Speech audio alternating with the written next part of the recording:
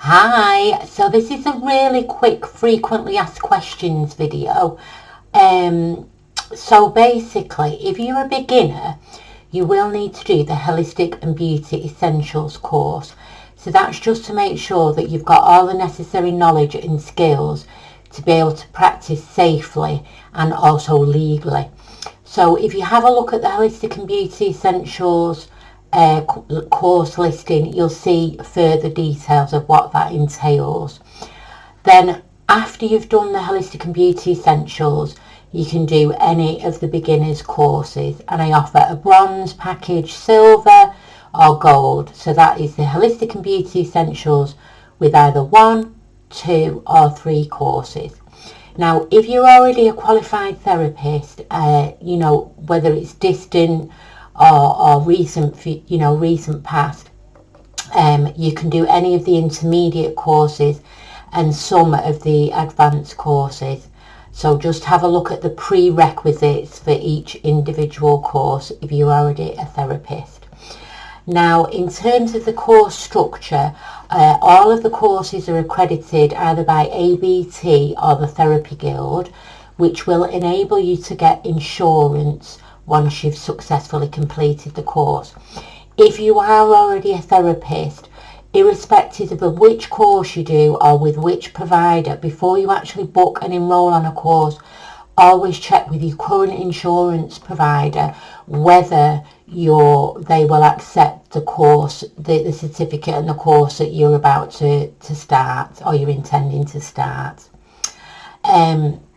So all of the courses include home study, which is normally a manual, and then an assessment. Now you have up to a year to complete the entire course, so that's the home study, assessment and practical. The home study assessment, don't worry about the fail, because there is no fail. All I will do is highlight where you need to strengthen your learning or fill any kind of knowledge gaps. Okay, and in terms of the Holistic and Beauty Essentials practical element, we include that in your practical training. So we look at your treatment room being safe, we look at the consultations, we look at the aftercare, so that gets grounded on your training day. What other questions we have? So there's the home study and the practical and the assessment. If you want to do your practical sooner rather than later, I do encourage you to do that, only because it motivates people then to do the home study and the assessment. Because what I was finding people were doing was booking the course and then not doing anything. They were just wasting the money. I never heard from them again. So I encourage you to book your practical training as soon as you've had a quick flick through the treatment manual. I provide the models. It's in this treatment room here, and it's lovely, and it's the bit that people most enjoy doing, if I'm honest. Now the practical one-to-one training is booked online. I have an online diary now because I don't have any assistants or receptionists or anything, so obviously the time that I've got for doing admin stuff is limited. So you book online, you go, I will send you the link when you book the course to book your practical training. It will say courses prepaid, either half a day or a full day, depending on which treatment you're learning. You just book in and that's it, you're done. Now, one word of warning, I do have to charge a rescheduling fee of £100 if you fail to attend that training day or you cancel within 48 hours notice, because obviously I've booked that time out, and in order for me to refill that time at such short notice is basically not going to happen. So please do attend on the day that you've booked. Specific courses, so these are frequently asked questions. If you'd want to do full body massage, Swedish or aromatherapy, you have to do anatomy and physiology as well, the full unit course of anatomy and physiology, and that is something that the people who accredit my courses stipulate. It's part of their curriculum. If you're doing part body massage, so Indian head massage, holistic face massage, foot massage, like as in reflexology, you don't have to do the full anatomy and physiology course, but there is a small amount of anatomy and physiology within your treatment manual. Now, another frequently asked question is, what is the difference between holistic face massage and facials? So the holistic face massage is more of a massage and less of a facial. So it is still cleanse and tone, but then it includes chest, shoulders, neck, face and scalp massage laid down on the therapy couch. Now the beauty facials is what you would think of as a traditional facial. So it's cleanse, tone, exfoliate, steam, mask, a shorter massage than the holistic face massage, and then you moisturise.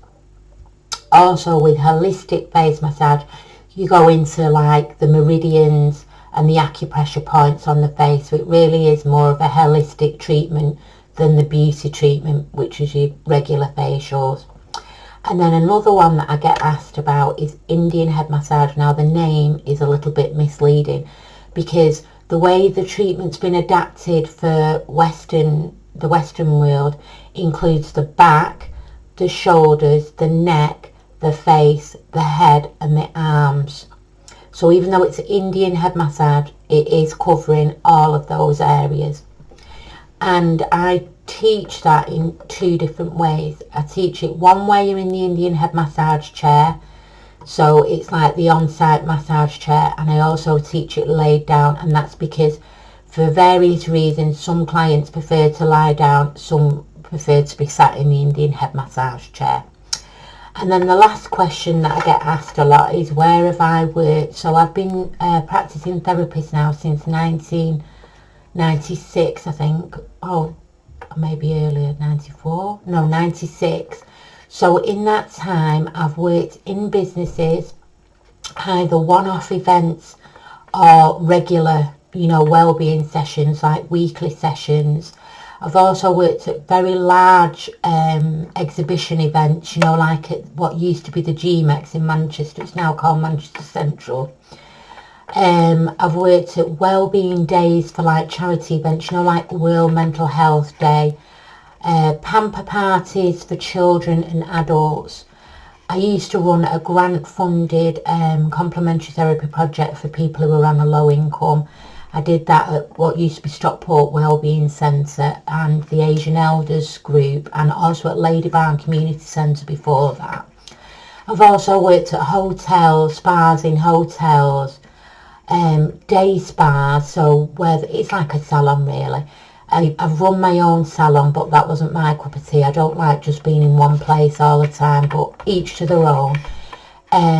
A holistic centre where they used to do other activities like yoga and tai chi. And then some of my therapist friends, I haven't done this, but some of my therapist friends have also worked in care homes and day centres for like people who've got disabilities.